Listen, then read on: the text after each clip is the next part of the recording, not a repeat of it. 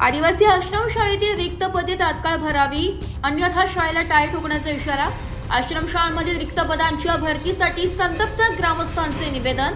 अकोले तालुक्यातील अहिल्यानगर, रतनवाडी, मोतखेलसह राजूर प्रकल्प अंतर्गत सर्व आश्रमशाळांमधील विविध समस्यांकडे शासनाचे लक्ष वेधण्यासाठी संतप्त पालक, ग्रामस्थ व समाजसेवकांच्या वतीने आदिवासी विकास भवन आयुक्तांना निवेदन देण्यात आले।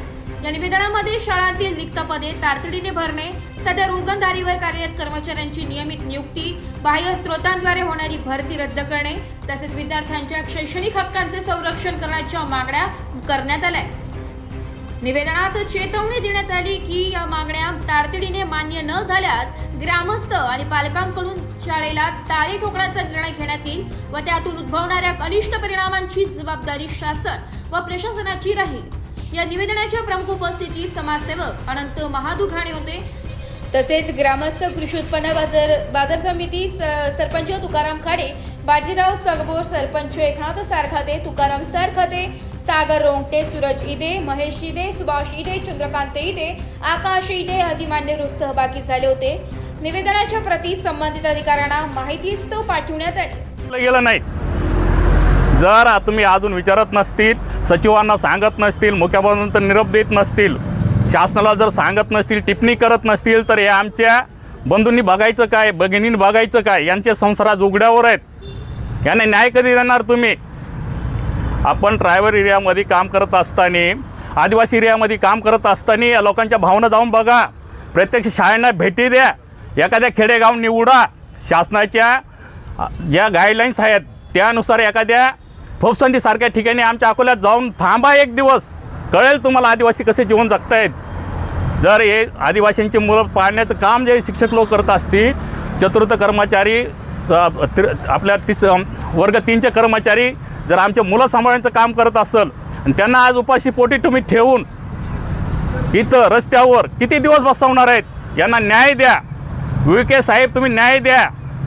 मुख्यमंत्री साहेब, तर पाहू नका, आता खूप झालं, हे खूप रडगाणं झालं। आता या अगोदर मी सांगतो, जेव्हा आदिवासी बोगस कर्मचारी भरले गेले, त्यांची जागा रिक्त न करता आदिवासींच्या मुलांना वंचित ठेवण्यात आलं। आज आमची आदिवासी मुलं बेरोजगार तुम्ही करू राहिलेत।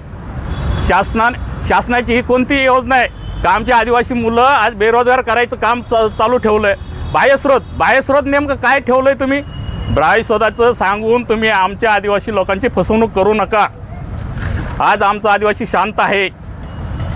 मुख्यमंत्री साहेब, विखे साहेब, तुम्ही आम्हाला न्याय द्या। आमचे जे रोजंदारीचे कर्मचारी आहेत, जे आज रडतायत तुमच्यापाशी, जेव्हा तुम्ही सातपूरच्या रस्त्याने चालले होते तेव्हा तुमच्या समोर रडलेले आहेत कर्मचारी, त्यांचा तुम्ही अजूनही विचार केला नाही। बाह्यस्रोता वाटत तुम्ही आज भरणार असेल तर आदिवासीची मुलं तुम्ही शिक्षणापासून वंचित ठेवत आहेत। असताना आदिवासी लोकांचं तुम्ही भावी पिढी बर्बाद करण्याचं काम करत आहेत हे शासन, असं म्हणावं लागेल। आणि खेदजनक आहे ते, एक समाजसेवक या नात्याने बोलतो का आज जेव्हा मी आदिवासी भागातील राजूर प्रकल्प अंतर्गत शाळांची जेव्हा व्हिजिट केल्या, जेव्हा भेटी दिल्या मी स्वतः, तर पहिलीच्या ते 10वीच्या मुलांना आज काही लिहिता वाचता येत नाही, इंग्रजीचं शब्द काढता येत नाहीत, इंग्रजीचे स्वतःचे नावं लिहिता येत नाहीत। ही जर आश्रमशाळेची परिस्थिती राहिली तर आमची भावी पिढी कुठं जाणार, काय करणार, हे तुम्ही ठरवा शासनाच्या दरबारी। साहेब, मी अंतकरणापासून सांगतो, माझ्या तळमळीने सांगतो का आज 10वीच्या मुलांना शिक्षणापासून वंचित ठेवायचं काम चालू आहे। जर अशी दुरी जर तयार झाली तर आमचे आदिवासी समाज हा पूर्ण बाहेर फेकला जाईल, याचा विचार व्हावा। आणि तुम्ही तात्काळ रोजंदारी कर्मचाऱ्यांचे जे प्रश्न आहेत आज त्यांना सेवेत कायम करा। आज या ठिकाणी माननीय आयुक्त मॅडम, अपर आयुक्त यांची भेट घेण्यासाठी मी स्वतः जातीने इथं हजर झालो आहे। आणि हे आंदोलनकर्ते जे माझे मायबाप आहेत, माझे जे ताई लोक आहेत, माझे बंधू लोक आहेत, आज चतुर्थ कर्मचारी असतील, वर्ग 3चे कर्मचारी असतील, यांनी मुलाबाळांसह सोडून आज महिन्यापासून इथं रस्त्यावर उतरलेले आहेत। रस्त्यावर उतरून यांना अजूनही न्याय दिला जात नाही।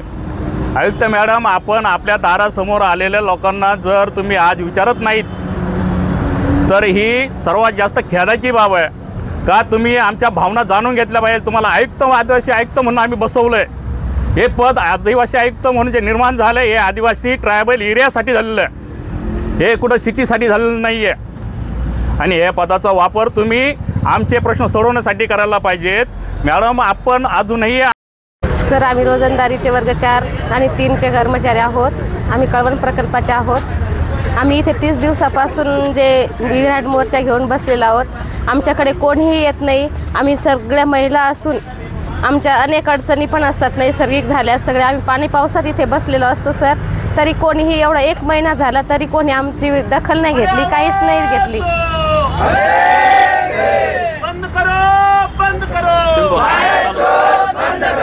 सर आम्ही लेकरं बाळ सोडून इथे किती दिवसापासून आहोत.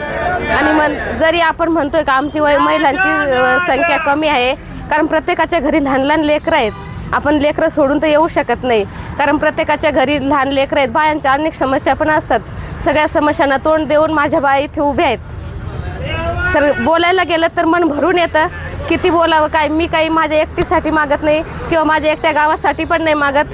नमस्कार, माझे नाव गजानन बापूराव धुर्वे आहे. मी किनवट प्रकल्पातला आहे आणि गेले आज 30 दिवस होत आले, जवळपास 28 दिवस झाले आम्ही इथं रस्त्यावर आहोत. आणि काही नाही, आम्ही तुत्पुरती मागणी करतो मायबाप शासनाला. काही नाही सर, आम्हाला फक्त रोजंदारी द्या सर. इतके पद रिक्त आहे. आम्ही सर खेड्यापाड्यामधून सेवा देतो सर. आम्ही माझं शिक्षण BA METBL मी B.Ed झालं सर. आणि वडील नाही, काही नाही, आई आणली आहे सर. इथं सर्वजण अशाच गोरगरीब कुटुंबातून आलेले आहे सर. आणि जे लोक निस्वार्थपणे सेवा देतात मायबाप, तुम्ही सर, मी हात जोडून शासनाला विनंती करतो सर. आदिवासी माणूस पुणे मुंबई सिटी दिलेला नसून हा खेड्यापाड्यात दुर्गम अतिदुर्गम भागात राहतात. जिथं आम्ही काम करतो सर तिथली परिस्थिती अतिशय हलाखीची आहे. जिथं निसर्गरम्य वातावरण आहे पण जनावराची भीती, आपल्या रोडाचा प्रश्न, लाईटीचा प्रश्न, अशा आम्ही दुर्गम भागामध्ये राहून आम्ही तुत्पुंजे पगारावर आम्ही शासनाची सेवा देतो सर. आमचं काय चुकलं मायबाप शासन. आम्हाला झोपेमध्ये असतानाच इतका मोठा निर्णय आणून आमच्यावर आज 30 दिवस झाला आम्ही रोडावर आहोत सरकार. आम्ही राज्याचे मंत्री मोदी साहेब आणि सर्वांना हात जोडून विनंती करतो साहेब, आम्ही निष्पाप आहे साहेब. आमचं चुकलं सुद्धा आम्हाला माफ करा. फक्त आम्ही काही मागत नाही. आम्ही रोजंदारी द्या साहेब. आमच्या लेकराबाळाचा घास द्या साहेब. आम्ही खूप थकलो साहेब. आम्ही इतके दिवस झालो, आम्ही आमच्या माता भगिनी, आमच्या खाण्यापिण्याचे वांदे आम्हाला माहीत आहे साहेब. आम्ही शासन म्हणून, तुम्ही आमचे वडील आहात साहेब. आम्ही तुमचे लेकरं म्हणून तुम्हाला पाया पडून विनंती करतो साहेब. आम्हाला फक्त आमच्या लेकराबाळाचा घास द्या साहेब. आम्ही काही मागत नाही साहेब, फक्त एवढी विनंती करतो साहेब. काय सांगाल, आज आंदोलनाचा कितवा दिवस आहे, काय प्रमुख मागण्या आहे? आम्ही 9 जुलै 2025 रोजी आमच्या बाह्य स्रोत रद्द करण्याच्या संदर्भामध्ये मागणी घेऊन आम्ही बसलेलो आहोत. तसेच मागच्या शैक्षणिक सत्रापासून किंवा मागच्या शैक्षणिक सत्राप्रमाणेच तासिका आणि रोजंदारी तत्वावर आदेश द्यावेत. वर्ग 4 असेल, वर्ग 3 असेल, ह्या मागण्या घेऊन इथे आम्ही बसलोत. आज आम्हाला तब्बल 28वा दिवस आणि येत्या जागतिक आदिवासी दिनाच्या दिवशी 9 तारखेला आम्हाला पूर्ण 1 महिन्याने 1 दिवस होणार आहे. यामध्ये आम्ही इकडे आंदोलनात बसले असताना आम्हाला शासनाचं कोणी भेटायला आलं नाही. तर मध्ये आयुक्त महोदयांकडे आम्ही भेटायला गेले असता तिकडे चर्चा झाली, पण पूर्णतः हा निगेटिव्ह आणि बाह्य स्वतःच्या विषयावर चर्चा झालेली आहे. मध्यस्थी काही व्यक्तींच्यामुळे माननीय राज्याचे मुख्यमंत्री यांच्याकडे एक 4 ते 5 दिवसापूर्वी बैठक झाली. परंतु सदरील बैठकीमध्ये माननीय मुख्यमंत्री महोदयांनी स्पष्टतः सांगितलं की आम्ही कोणाचे नुकसान करणार नाही, आम्ही तुम्हा लोकांना कामावर हजर करू. परंतु आज रोजी 6 ते 7 दिवस होऊन चाललेले आहेत. तसेच 4 तारखेला जी बाह्य स्रोताची जी निविदा आहे त्या टेंडरला मंजुरी देण्यात आली आहे. म्हणजे मुख्यमंत्री महोदयांनी आम्हाला शब्द देऊन त्यानंतर टेंडरला मंजुरी दिली आहे.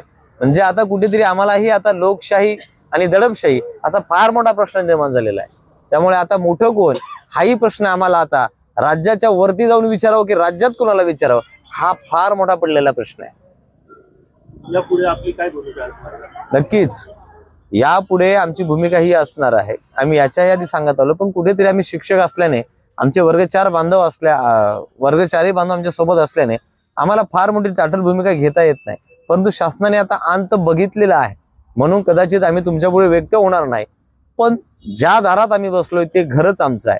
आम्ही जर येत्या 2 ते 3 दिवसामध्ये शासनाने, माननीय मुख्यमंत्री महोदयाने जो आम्हाला शब्द दिला की आम्ही कोणत्याही कर्मचाऱ्याचं नुकसान होणार नाही, आम्ही मागणी केली की आम्हाला रोजंदारी तासिका तत्वानेच घ्या, कायम करू नका, हेही आम्ही मान्य केलं आहे. परंतु आमची रोजंदारी तासिका तत्वावर हजर करण्याची मागणी जर मान्य होत नसेल तर आपण विचारलेल्या प्रश्नाचं उत्तर नक्कीच आम्ही त्या दिवशी आतमध्ये घुसून काय करण्याचं आहे ते तुम्हाला मिळेल. आयुक्त महोदयाने आतापर्यंत तुमची भेट घेतली नाही का? आमची आयुक्त महोदयांनी भेट घेतली नाही, आम्ही आयुक्त महोदयांची भेट घेतली आहे. भेटीमध्ये जी चर्चा झाली त्या चर्चेमध्ये मला वाटतं 16 तारखेला इथून जे माननीय सचिव महोदयांकडे इतिवृत्त गेलं त्यामधील तिसरा विषय असा आहे की 1 ते 9 वर्षापर्यंतची कर्मचारी कायम आम्हाला करा, ही मागणी अशी त्यांनी त्यात मागवलेली आहे किंवा दिलेली आहे.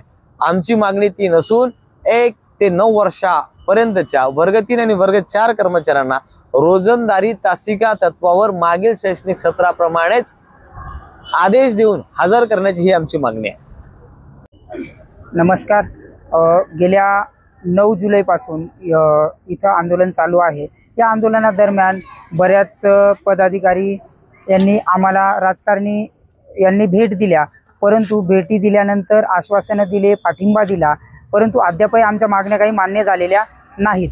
त्याचबरोबर काही 8 दिवसापूर्वी माननीय राज्याचे मुख्यमंत्री महोदय यांच्यासोबत मीटिंग झाली. त्या मीटिंगमध्ये असं सांगण्यात आलं की तुमच्या एकही कर्मचाऱ्यांचं आम्ही नुकसान करणार नाही, कारण की गेल्या अनेक दिवसांपासून आदिवासी विकास विभागामध्ये विद्यार्थ्यांना ज्ञानदानाचं काम तसेच विद्यार्थ्यांना अन्न पुरवण्याचं काम हे आपल्या कर्मचाऱ्यांनी केलेलं आहे व त्यामुळे कुठल्याही कर्मचाऱ्याचं नुकसान होणार नाही. अगदी 1 वर्षापासून तर जे काही जितकी वर्षी सेवा केली असेल या सर्व कर्मचाऱ्यांना आम्ही रोजंदारी तासिका तत्वावरच कार्यरत करणार आहोत.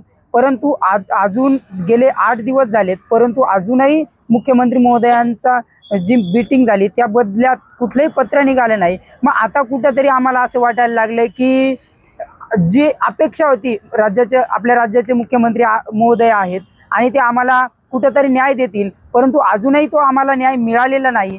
जर येत्या 2 दिवसामध्ये म्हणजे रविवारपर्यंत जर न्याय मिळाला नाही तर कदाचित सोमवारपासून आम्ही टोकाचं पाऊल उचलणार हे नक्की आहे. आणि पुढे एक आदिवासी आश्रमशाळेतील कर्मचारी, एक शिक्षक जर पिढी घडवू शकतो, विद्यार्थी घडवू शकतो आणि विद्यार्थ्याला कायदा सुव्यवस्था भारताचं उज्ज्वल भारताचं भविष्य घडवू शकतो, तर तोच शिक्षक आज रस्त्यावर उतरलेला आहे. आणि जेव्हा हा शिक्षक समाज घडवतो, तरुण घडवतो, तर नक्कीच या रिपोर्ट नाशिक लोकशाही न्यूज नाशिक.